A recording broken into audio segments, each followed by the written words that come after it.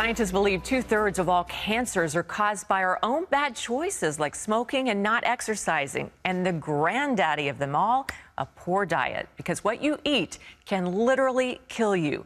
Our CBN News health reporter Lori Johnson tells us about the dramatic link between cancer and sugar. A clear relationship between sugar and cancer leads scientists to two conclusions. Sugar use contributes to cancer, and going without it can slow growth of the disease. 100 years ago, most folks consumed only 4 pounds of sugar a year. That's this much. Now, however, the average person takes in 40 times this amount, 160 pounds of sugar a year. That's this much. Food manufacturers add enormous amounts of sugar, usually in the form of high fructose corn syrup, to products we consume all day, every day. Coffee drinks and cereal, soda and snacks, even foods you wouldn't expect like spaghetti sauce and peanut butter. This tiny container of yogurt contains more sugar than a candy bar. Now, scientists tell us sugar directly influences cancer cells. The amount we consume can either feed those cells or starve them. In a landmark study, researchers at UT-MD Anderson Cancer Center fed mice high fructose corn syrup in percentages equal to what many humans consume. Those mice developed higher rates of lung and breast cancer compared to mice fed less sugar. The study also tells us something about people who already have cancer. One researcher said a lot of patients are told it doesn't matter what you eat after you are diagnosed with cancer. This preliminary animal research suggests that it does matter. And it just absolutely amazes me that medical science is just now finding this out. Fred Hatfield knows firsthand sugar intake matters after a cancer diagnosis. Back in 2012, his diagnosis was basically a death sentence. The doctors gave me 3 months to live because of widespread metastatic cancer in my skeletal structure. 3 months. 3 different doctors told me that same thing. It's a horrible, horrible feeling to have someone tell you that the person that you love only has 3 months to live and you're not going to be with him anymore. Then Fred heard about a low-sugar diet called the ketogenic diet, believed to slow cancer in some people. With nothing to lose, he gave it a try, and to his astonishment, it worked. And the cancer was gone completely. Fred's recovery didn't surprise Dr. Dominic D'Agostino. His team at the University of South Florida discovered mice with highly aggressive metastatic cancer continued living when fed a ketogenic diet. We have dramatically increased survival with metabolic therapy.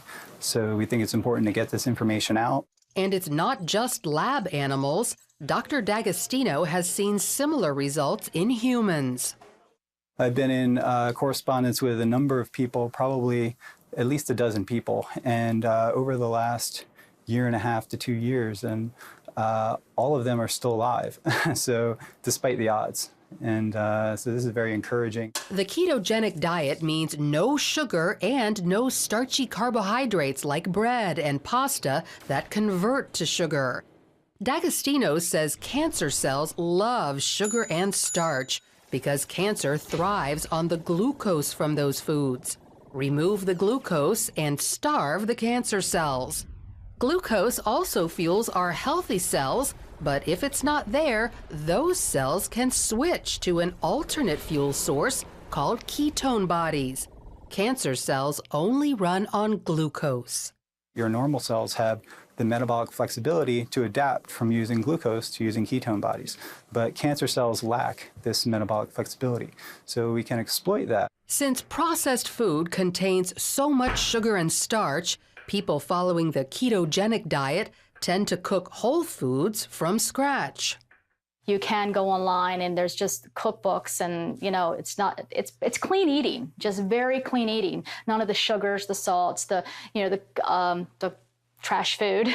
So when it comes to cancer, sugar is considered public enemy number 1.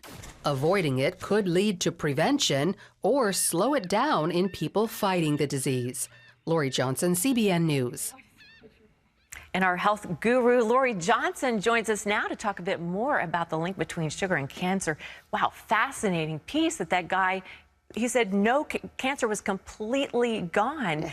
So it is possible for some people to overcome cancer by just giving up the sugar. Absolutely. And you quoted a study in the piece. Are there any other scientific evidences that this is the case? There are, as a matter of fact. Aside from the study quoted in the videotaped piece we just watched, also a group of Australian researchers concluded high levels of insulin, which is released when you eat sugar, can cause breast, prostate, endometrial, and pancreatic cancer. So whether you're interested in preventing cancer or reversing it, just remember 3 key words. Sugar feeds cancer. Man, that's, well, it's good that we know that, but it's kind of like, man, do I have to give up all the good stuff? Because really, I mean, that's what you're saying, because it's the weakness.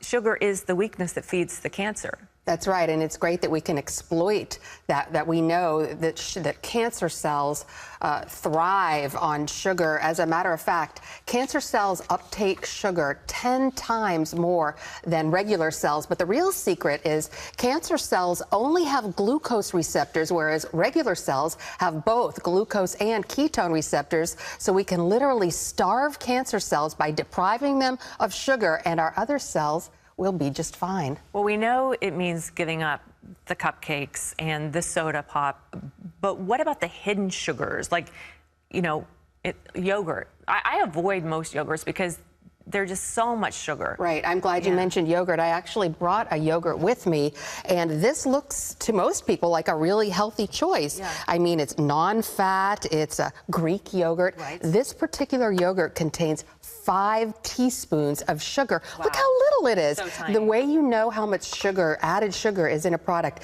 is it'll tell you on the label, and this is in grams. It says 20 grams of sugar, and a lot of people are thinking, what's a gram? I don't know what that is. There are 4 grams to every teaspoon. So if you have 20 grams of sugar, then you know that that's 5 teaspoons. So 4 grams equals 1 teaspoon. And I don't even think that tastes good. To me, it's like, ooh, that's too sweet. But the American palate, that's how they market it. Right. The best way, a lot of folks love yogurt, and it is good in some cases. The best way to choose it is the plain yogurt. The Greek is good, and then just add berries to it to sweeten it.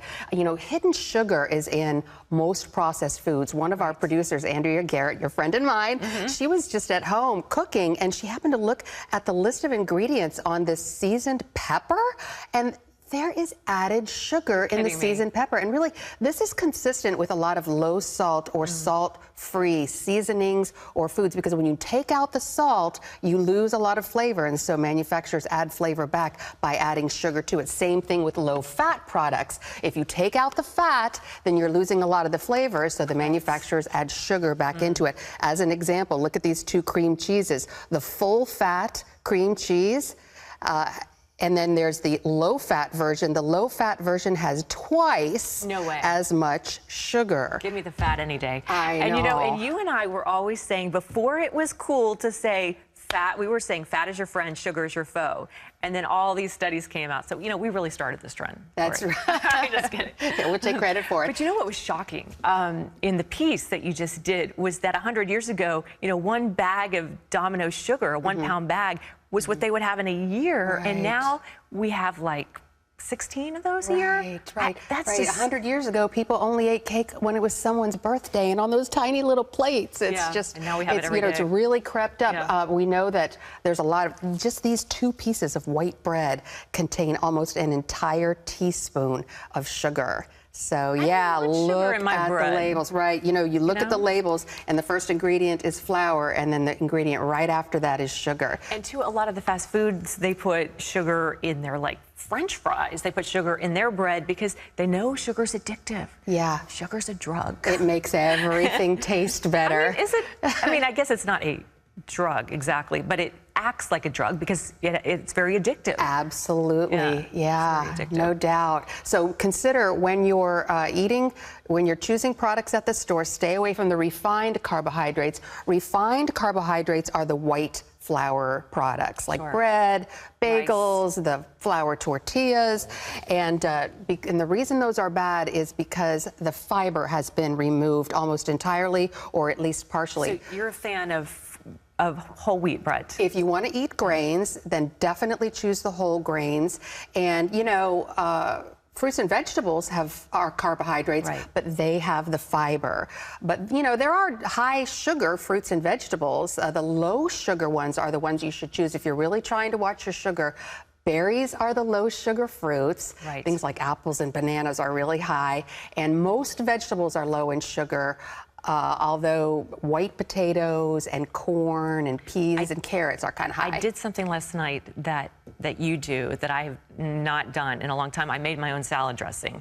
And I put a big hunk of raw garlic, some ginger, olive oil, and the apple cider vinegar, and a little bit of pepper, a dash of salt, and it was interesting. It was pretty kind of thick, but boy, do I feel good today. I mean, there's something very potent about that, that garlic and the ginger and all those things and olive oil. That sounds really good. But I sit right next to Lori, so I can't get away with anything.